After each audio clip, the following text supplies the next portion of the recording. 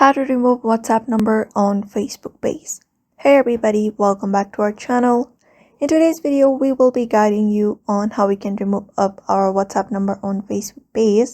So if you are also wondering on how we can do that, these are the processes we may follow up and we should be able to remove the WhatsApp number on Facebook page. First of all, head over and open up your Facebook account and then head over to profile and switch up to your Facebook page and wait for the switch to be completed. And once we reach over to our Facebook page, we can just go ahead and tap on our profile. And once tapped on our profile, we can go ahead and tap on our profile name. You can look out for the three dots, just go ahead and tap on it.